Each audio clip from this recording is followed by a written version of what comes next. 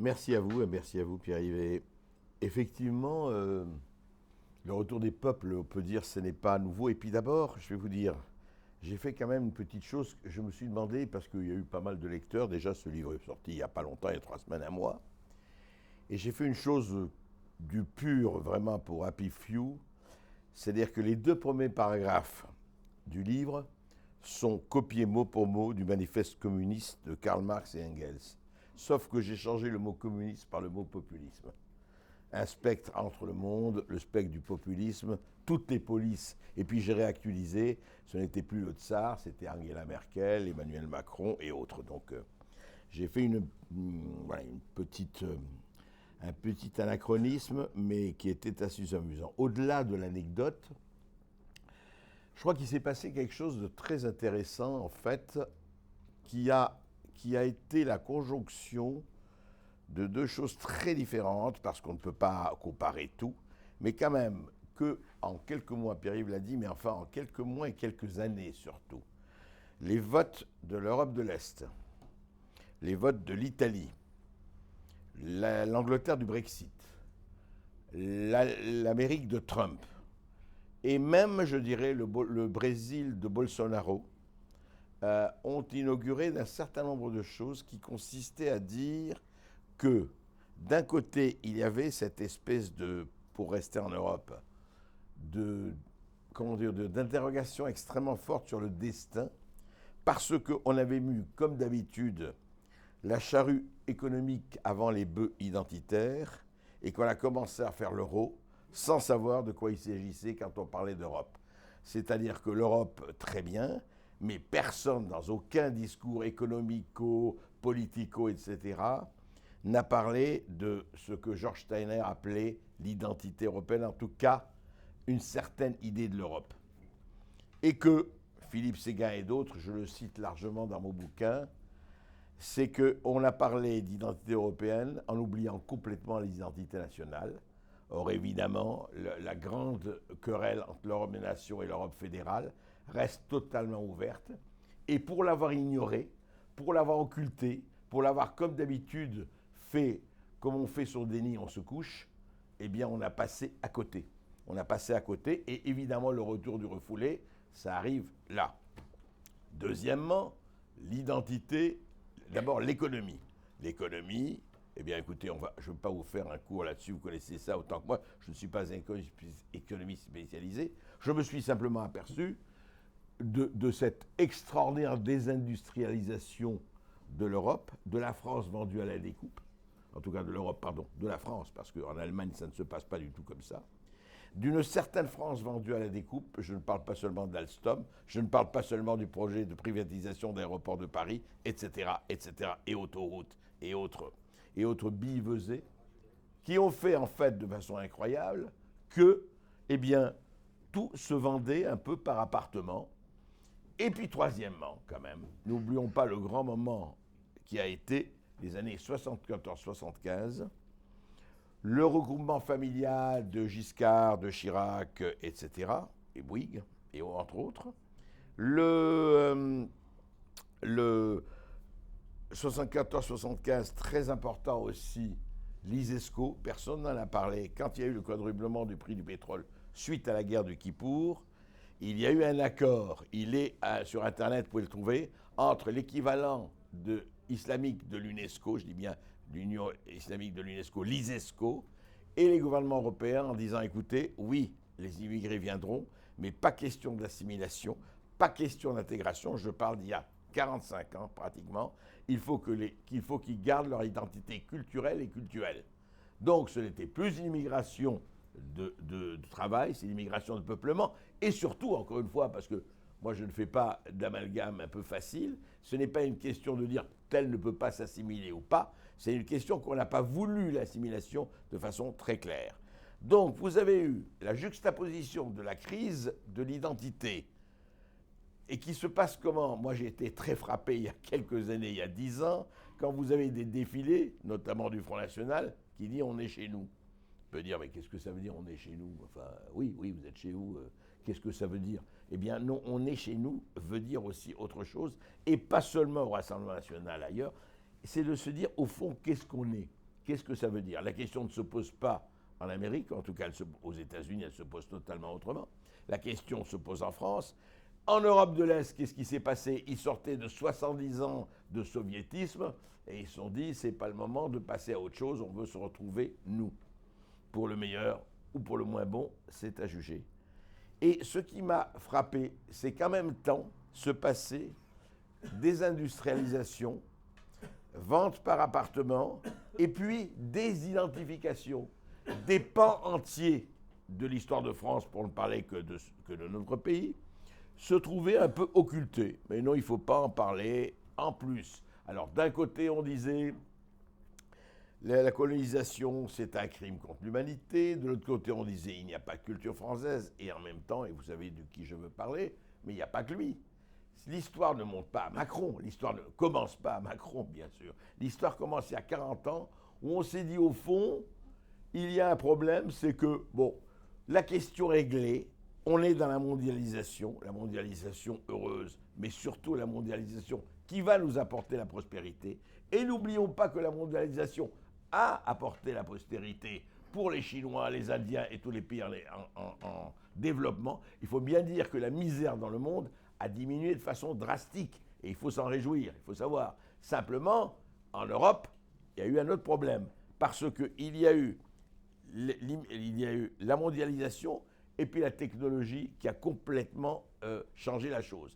Et il y a eu surtout que la gauche et la droite se sont retrouvés mariés depuis Mitterrand. Ils ont fait un Pax. Mitterrand a enterré le Parti communiste. Rappelez-vous que le PS, ce qui était le PS face au Parti communiste dans les années 80, pour ceux qui étaient là, le PS était un nain face aux communistes. Le grand artiste Mitterrand, qui est très fort là-dessus, a su comment l'ingurgiter, le phagocyter, et on sait combien a fait la liste communiste aux élections européennes. Deuxième épisode, donc, et puis la gauche a épousé l'économie de marché de manière zélée et formidable. On n'a jamais autant privatisé que sous Lionel Jospin. En même temps, le même Lionel Jospin, parce que c'est important, autre date, je suis obligé de vous donner quelques dates, mais c'est important de fixer, 1989, première apparition de filles voilées à l'école de Creil. 1989. Que fait Lionel Jospin, à l'époque ministre de l'Éducation nationale? On lui dit, il y a 3, et c'était bien organisé, il y a 3 filles voilées, on est quand même la France, la laïcité, qu'est-ce qu'on fait? Eh bien, que fait Lionel Jospin en disant, écoutez, non, sur le lieu public, pas question à l'époque, il a dit non, écoutez, je vais renvoyer la patate chaude au Conseil d'État. Et qu'a fait le Conseil d'État dans son courage invincible et dans son audace toujours remarquable? Il a dit, eh bien, que les principaux des collèges se débrouillent, à eux de décider si c'est conforme à la laïcité ou pas. C'est-à-dire, chacun s'est renvoyé la patate chaude et comme d'habitude, on met la poussière sous la moquette et on va voir ce qui va se passer. Et électoralisme oblige, etc. Vous connaissez le reste. Voilà. Et les résultats, les courses, on les voit aujourd'hui. Donc, tout ça s'est accumulé. Et puis, il y a eu, évidemment, en même temps, donc la mondialisation marchait très bien, et la mondialisation marche très bien, comme l'a expliqué le démographe et géographe Christophe Guilluy, mais beaucoup d'autres aussi avant lui, c'est parce que les métropoles, eh bien ça marche très bien, il y a effectivement, on est aujourd'hui, et c'est normal, et je ne suis pas contre ça, à Yokohama, à Hambourg, etc. Mais on a oublié, c'est-à-dire qu'on s'est mis dans une mondialisation, je parle de l'Europe et de l'Amérique, qui a oublié complètement les identités. Les identités étaient, écoutez, c'est ringard, c'est beauf, c'est plouc. Oui, évidemment, il y a les Dupont-Lajoie. Alors, comment on allait s'organiser? Eh bien, on a fait un plan social à l'échelle nationale. On a, non pas licencié massivement, on a dit aux gens, écoutez, il y a des tas de gens qui savent, les petits artisans, les petits commerçants, les chômeurs, les petits ouvriers, les gens. Vous ne servez pas à grand, les ruraux, les agriculteurs, etc. 55% de la France, entre parenthèses. Bon, écoutez, vous ne servez pas à grand-chose, on ne va pas vous laisser mourir de faim, nous sommes une démocratie avancée. Mais franchement, bon, voilà, il faut nous laisser faire, parce que nous, et c'est toujours ça, on sait mieux que vous ce qui est bon pour vous. Alors c'est bien quand on dit ça à des gens de 3 ans, à des gosses, et c'est très bien que les parents disent ça, peut-être qu'à 20 ans, ça marche un peu moins, en tout cas, c'est ce qui s'est passé. Et donc, il y a eu cette espèce de mouvement, et tout va bien, sauf que, Ça allait très bien jusqu'en 74-75, au moment où, n'oubliez jamais qu'en mai 68, il y avait 50 000 chômeurs en France.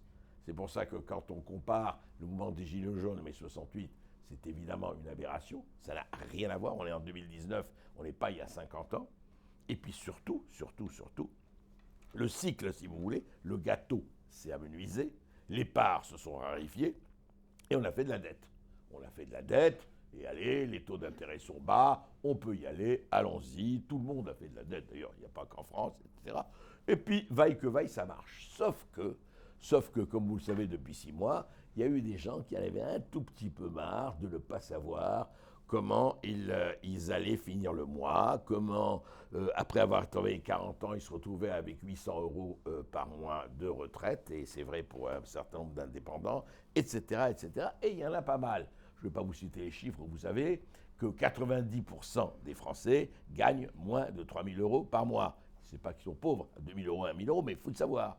90% des Français aujourd'hui gagnent moins de 3 000 €. Alors, les plus de 3 000 €, il n'y a aucun problème, ça va, ils se débrouillent. Les autres se débrouillent aussi avec les aides et tout ça, mais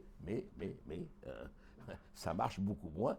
Et ils sont descendus sur les ronds-points, et il y a eu ce qu'il y a eu, et il continue à y avoir, d'ailleurs, on en rediscutera si vous voulez dans les débats, parce que ce mouvement n'est pas du tout terminé. Je ne parle pas seulement des Gilets jaunes. Ce que je veux dire par là, c'est que les conditions qui ont créé le mouvement des Gilets jaunes, si demain il s'appelle Gilets violets, arc-en-ciel, tout ça, ce sera là.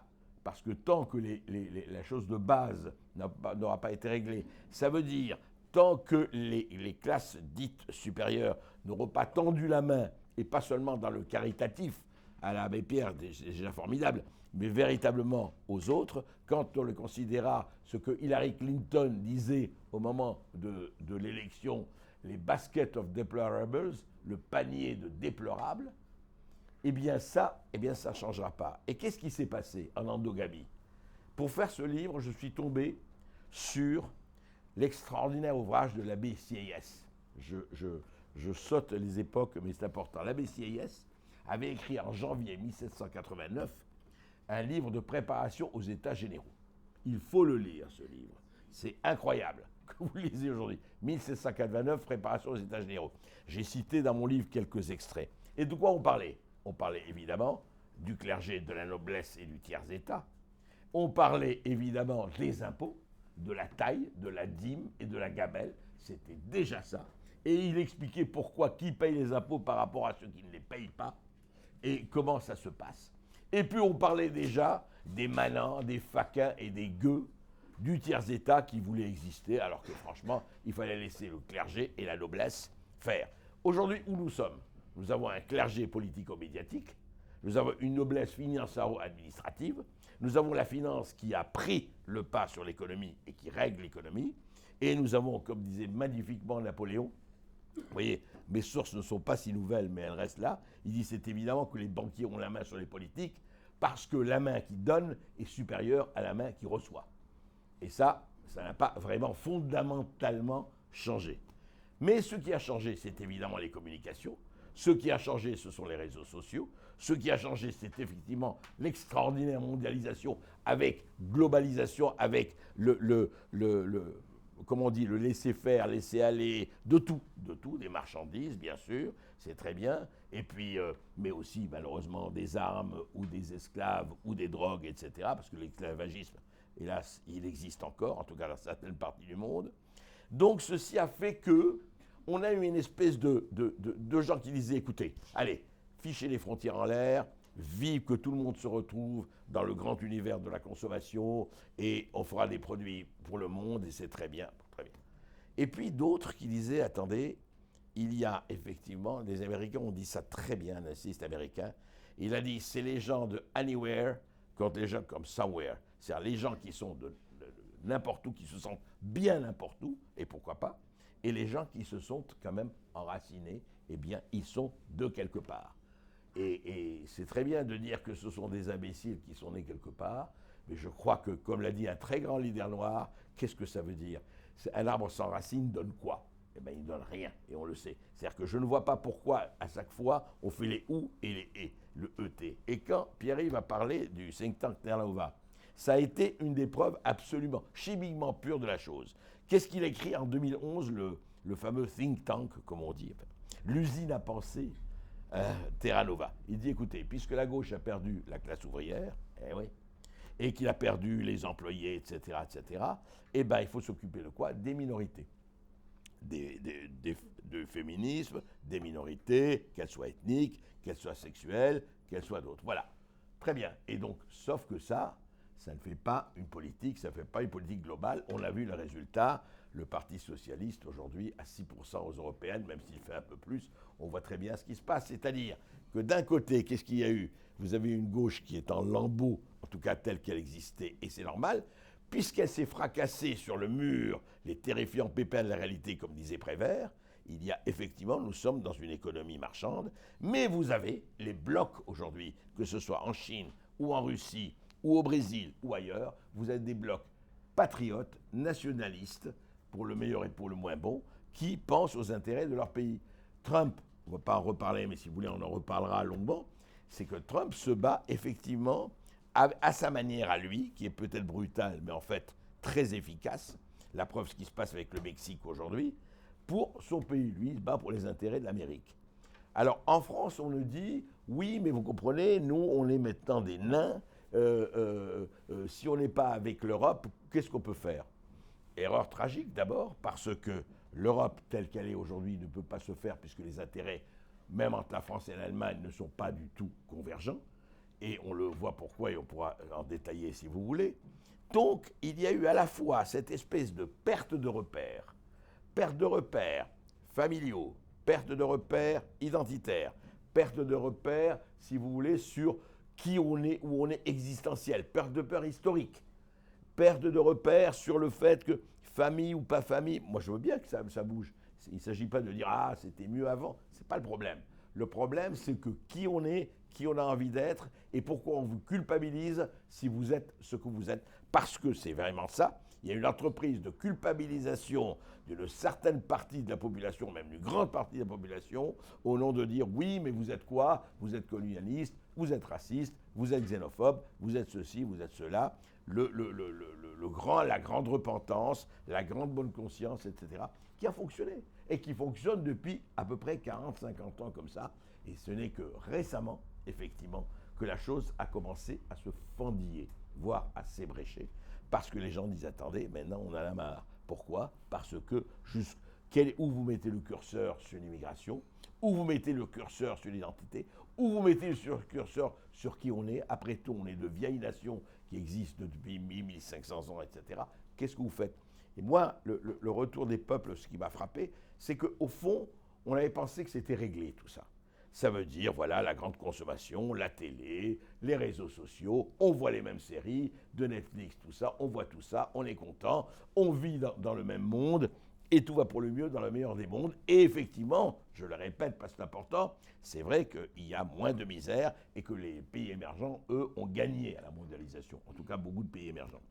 Mais il reste que, effectivement, pour ceux qui sont tenus à l'écart de cette espèce d'extraordinaire monopoly, eh bien, ils disent, qu'est-ce qu'on fait? Eh bien, qu'est-ce qu'il y a eu là? Et on a eu ça, c'est que, effectivement, les riches, les plus riches, les pauvres, les plus pauvres, et c'est Warren Buffett, le roi de la distribution en Amérique, qui a eu cette phrase il y a quelques années, « Oui, la lutte des classes a eu lieu. » Oui, absolument, les riches ont gagné. Et c'est cynique ce qu'il dit, mais en fait, effectivement, alors on dit oui, mais alors on a le droit, on ne va pas faire de l'anti-richisme primaire, si je peux permettre cette expression qui n'est pas très jolie, mais le problème, c'est pas ça. C'est que comment se passe, d'un côté, comment les gens peuvent accéder, qui ne sont pas dans le milieu, qui ne sont pas dans le clergé, qui ne sont pas dans la noblesse, parce qu'il y a l'endogamie qui est toujours là. Vous savez, ça me rappelle cette chose extraordinaire de la carte scolaire, où j'ai vu des gens, je ne les nommerai pas parce qu'on n'est pas là pour faire ça, des gens ultra progressistes, oui aux migrants, etc., oui à l'accueil, oui au vivre ensemble, mais qui ne pensent qu'à une chose, c'est de mettre les enfants dans les écoles ou dans les collèges où il n'y a pas ce problème-là. Hein. Et le contournement de la carte scolaire, je peux vous dire, est devenu un sport national pour toute une partie de la population, pour toute la partie peut-être plutôt confortable. Bien, Donc, si vous voulez, cette espèce d'hypocrisie qui consiste à dire, cette espèce de foculisme, qui consiste à dire que tout va pour le mieux dans le meilleur des mondes, cultivez votre jardin et tout va bien. Oui, sauf qu'à un moment donné, ça ne va plus. Ça ne va plus parce que les gens ont vu que l'ascenseur social était pour le moins en panne, que l'escalier de service était quelquefois en feu, et qu'il y a eu quelque chose. On s'occupait de ce qu'on appelle les territoires perdus de la République, et ça fait 15 ans, 20 ans qu'on en parle, mais dans le silence le plus total, alors qu'il y a des zones de non-droit, il y a des zones, on le sait, où les pompiers, je ne parle pas des policiers, se font caillasser quand ils arrivent, alors que les pompiers sont désarmés et viennent pour sauver des vies, et c'est devenu un exercice quotidien, un sport quotidien. C'est pas une fois tous les 6 ans. Donc il y a ça d'un côté, il y a cette espèce de dire mais où on est. Même Hollande, dans son fameux bouquin avec Davé et l'homme sur un président ne doit pas dire ça, a évoqué la partition. Et d'un autre côté, effectivement, cette espèce de précarité qui s'est emparée. Alors, ça ne veut pas dire que c'est l'apocalypse. Ça veut dire simplement que ce qui est extraordinaire, c'est que nous avons eu affaire à des personnes, à des classes, je dirais même que ce soit dans les médias, dans la politique, chez beaucoup d'intellectuels dans la majorité, qui ne consistait pas à dire, bon, comment on refait France? Comment on refait les nations? Comment on fait que ça existe sans pour cela être ni xénophobe, ni contre les autres? Il y a des identités meurtrières, certes, et on les connaît, et il y a des identités ouvertes. Donc là, ce n'est pas du tout... c'est pas vrai quand Mitterrand disait le nationalisme c'est la guerre et ça a été repris, c'est une stupidité. Le nationalisme n'est pas la guerre, le nationalisme est la conscience d'être chez soi et la conscience d'avoir une histoire. Bien. Donc, quand vous avez eu ce problème-là, vous avez eu quoi? Vous avez eu, et personne n'y attendait, moi le premier et tout le monde, quand il y a un an on aurait parlé des Gilets jaunes, tout le monde aurait rigolé que je parlais de Gilets jaunes, quoi, c'est une nouvelle mode pour la Gay Pride ou la fête de la musique. Non, c'est autre chose. C'est des gens qui sont descendus. Et personne ne s'y attendait.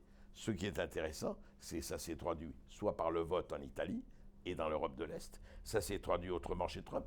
Trump, c'est la même chose. Il y a en Amérique une Amérique périphérique comme il y a une France périphérique qui n'était pas du tout considérée. Et pourquoi les spécialistes, les sachants, les experts, tous ceux qui disent, bon, on connaît, on va en Amérique. Oui, sauf qu'ils vont où? Ils vont à Chicago, ils vont à Los Angeles, ils vont à New York, ils vont à Miami, etc. Et non, à Washington. Ils ne vont pas dans l'Arkansas, ils ne vont pas dans le Mississippi, ils ne vont pas dans le Missouri, etc. Même chose là, la politique de la ville, formidable, on va donner très bien, les grands frères, bravo. Mais la Corrèze, mais la Creuse, mais le Cantal, mais les disparitions des écoles, des hôpitaux. Oui, bah écoutez, c'est comme ça, hein. Il n'y a plus personne, bah là, il faut s'adapter.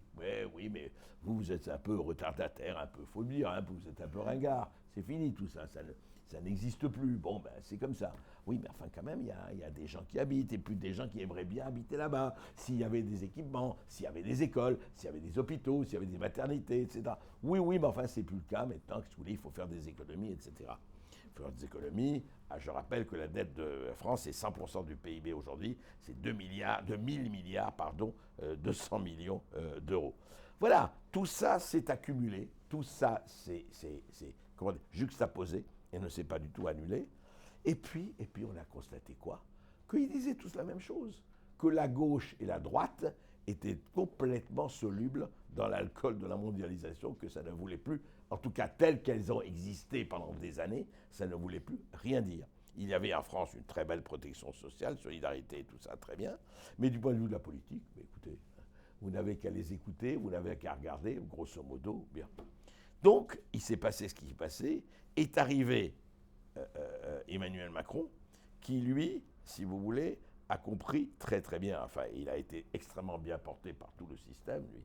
La différence de Trump et Macron, c'est que Trump a triomphé contre le système, contre l'establishment, qu'il soit républicain ou démocrate. Je peux vous dire, parce que pour y avoir assisté, même les républicains étaient à l'époque violemment hostiles à ce type, violemment. Macron, en revanche, c'est le contraire. Il fallait quelqu'un qui fasse le job, et tous les médias, tout le monde s'est regroupé derrière lui, et il a gagné. Pourquoi? Parce que, justement, tout le socle était complètement vermoulu. Encore une fois, je rappelle, Mitterrand a tué le Parti communiste. Hollande a tué le Parti socialiste, 5 ans, ça y est, avec beaucoup de ferveur et beaucoup de talent. Et puis il restait quoi? Et puis il a resté les Républicains. Et les Républicains, ils n'ont pas compris ce qui arrivait, ils ont rejoint Macron. Et c'est vrai que vous avez vu Pécresse admirablement, quoi. Voilà, aujourd'hui, c'est les bourgeois de Calais, quoi. Ils vont à Canossa, ils mettent la corde, ils mettent le truc, ils sont prêts à se pendre. Ils n'en vont pas, même pas de demander de compensation. Non, non, on y va. Vive la soupe. Oui, non, mais on comprend. Enfin, c'est la nature humaine. Mais bon, après tout, hein, pardonnez-leur, ils savent ce qu'il faut. Mais voilà ce qui s'est passé, si vous voulez. Et donc, simplement, il y a tous ces gens, et ces millions de gens, parce qu'ils ne sont pas des milliers, ils sont des millions, qui, eux, se demandent, et on l'a bien vu chez les Gilets jaunes, il y avait des gens de gauche, des gens de droite, il y avait des gens de partout, qui disaient, mais qu'est-ce qu'on fait par rapport à ça? Et ne pas oublier, parce qu'il n'y avait pas que les gens dans la rue, ce qui a frappé les gens, c'est que dans les sondages, depuis des années, et depuis 6 mois, pardon, des années, il y a toujours 50% de Français, après tout, à peu près, qui approuvent à peu près le mouvement, ce qui est énorme. Bon, même si ça ne se traduit pas en termes de rapport de force, bien sûr. Ce que je veux dire par là, c'est qu'on ne peut pas laisser une partie de la population de côté en prétextant que, comme vous n'avez rien compris, et que vous n'avez rien compris à la mondialisation, et vous n'avez rien compris à ce qui se passe, eh bien écoutez, on va se débrouiller avec vous, mais enfin ne nous embêtez pas trop. Oui, ça va quand la soupe est pleine, quand on peut aider les petits-enfants, quand on sait comment on va finir la fin du mois, quand on sait tout cela, et quand on sait que, par exemple, on ne va pas savoir comment on va être aidé, alors que l'aide médicale d'État aide d'autres. C'est ça qui s'est passé. Il s'est passé là, et je dois dire, en culture, c'est la même chose, dans les minorités aussi, et ça s'est passé, ça s'est accompagné de quoi? Très important, je voudrais finir là-dessus. Après, on va en parler, poser des questions. Ça, c'est pour moi passé par une régression incroyable de la liberté d'expression. Je dis ici que la France était plus libre sous De Gaulle en liberté d'expression qu'elle l'est aujourd'hui. Je parle en liberté d'expression. Je me rappelle, ça ne me rajeunit pas, si vous voulez, du harakiri des années 60-70, où il n'y a pas une page d'harakiri qui pourrait sortir aujourd'hui sans être absolument poursuivi par 50 associations, par 50 procureurs, et il finirait en prison. Pas un. J'ai regardé, j'ai les collecteurs, j'ai regardé, et voilà, je veux dire, c'est impensable. Donc là, il y a et je ne parle même pas de Coluche, je ne parle même pas de Desproges, je ne parle même pas de Luron, etc., etc., etc. C'est pas que c'était mieux avant, c'est qu'il y a eu cette chape de plomb extraordinaire du politiquement, éthiquement, mentalement, sexuellement correct. Il faut être correct. Et donc, et ça revient à ça, il faut encadrer. Ce n'est plus l'encadrement total de la société, c'est attention, voilà, vous avez le droit de circuler, mais vous ne devez pas dépasser telle ou telle limite. Voilà. Sinon, votre ticket n'est plus valable. Attention, dès 80 km/h, à jusqu'à laisser, si vous recevez une femme dans votre bureau, il faut laisser la porte ouverte. Voilà. Vous allez me dire, ce n'est pas le même problème? Si, c'est le même problème. C'est cette espèce de formidable régression, et on voit très bien qu'aujourd'hui, c'est extraordinaire, les gens disent quelque chose et ils s'excusent. Mais ça va de Hanouna, Finkielkraut, regardez bien, il s'excuse. Hanouna a fait une blague homophobe, imbécile, mais bon, non seulement excusez-vous, mais vous promettez que vous ne ferez plus jamais de blague homophobe. Bien sûr, bien sûr, bien sûr, je vous promets, le grand Mamamouchi, je m'incline et je ne dis rien. Finkielkraut dit, je n'aime pas le football féminin. Comment? Crétin, vous n'aimez pas, mais vous êtes un sexiste, un machiste, un pauvre type. Oui, non, c'est pas ce que je voulais dire. Non, non, je vous assure, inclinaison devant le grand Chiapamouchi, quoi. Je veux dire, voyez, on est dans une espèce de formidable. Donc, quand vous mettez tout ça ensemble, eh ben, il y a des gens, qui soient des hommes, des femmes, etc., qui en ont un tout petit peu ras-le-bol. Et n'oublions jamais que la France a été le pays où on n'a fait des réformes qu'après des révolutions ou des bouleversements, quels qu'ils soient. Et c'est l'histoire de France. Personnellement, je trouve ça plutôt bien. Je ne sais pas du tout ce que vont donner ici. On ne va pas lire dans le marc de café, ni faire de la voyance. Mais ce qui est intéressant, en tout cas vraiment, c'est qu'il y a, comment vous dire, moi je pense à quelque chose qui est la fin de Cyrano de Bergerac, d'Edmond Rostand, dont pour ceux qui n'ont pas vu, allez voir Edmond, le making-of de Cyrano de Bergerac au théâtre, qui est magnifique. Mais rappelez-vous évidemment la dernière tirade, j'emporte le panache. Et est-ce que vous avez vu combien le panache a disparu de tous les discours de tous? qu'est-ce qu'il y a aujourd'hui? On est dans notre petite soupe, nos petits trucs, nos petites cuisines. Écoutez, est-ce que je vais avoir encore de quoi chauffer le pot? Très bien. Eh bien, je m'incline. Non. Parce que rien ne se fait, mais depuis toujours, et je vais vous dire une vérité de base, mais il faut la répéter, rien ne se fait sans un collectif, des valeurs collectives, un besoin collectif, une expression de ce qu'est un pays, de ce qu'est une nation, de ce qu'est une histoire. Et si vous voulez, ce qui est vraiment intéressant, on l'a vu au débarquement, comment les gens, à un moment donné, enfin pour les célébrations, pardon, du débarquement, les gens viennent, pourquoi ils sont venus? Pourquoi en Amérique, le drapeau américain est sur toutes les maisons? Vous allez me dire, c'est une jeune nation, etc. Mais il n'empêche que moi, je préfère voir les drapeaux dans une maison et je préfère que quand en France, on met un drapeau français, on ne soit pas automatiquement le péniste. Parce que le drapeau français, il appartient à tout le monde, à tous ceux à qui sentent quand même le pays, ils n'appartiennent pas à tel ou tel ou tel ou tel parti. Donc, on est là, on est dans une espèce de gestion au jour le jour des choses. Et je dis bien gestion, attention, pas seulement les politiques, les intellectuels, les médiatiques, etc. C'est-à-dire, d'un côté, on vous dit, laissez-nous faire le business, on sait, on a mis quelqu'un qui va s'en occuper, et ça va ruisseler chez tout le monde. C'est l'économie du ruissellement, les premiers de cordée, etc. Sauf que quand la corde s'effiloche, quand la corde n'est plus aussi droite, eh bien, il y a des gens à qui ça ne va pas. Donc, on est là. Et quand je dis le retour des peuples, simplement, ils l'ont fermé depuis longtemps, et maintenant ils l'ouvrent, et à mon avis, ils ne vont pas la fermer de sitôt. Merci.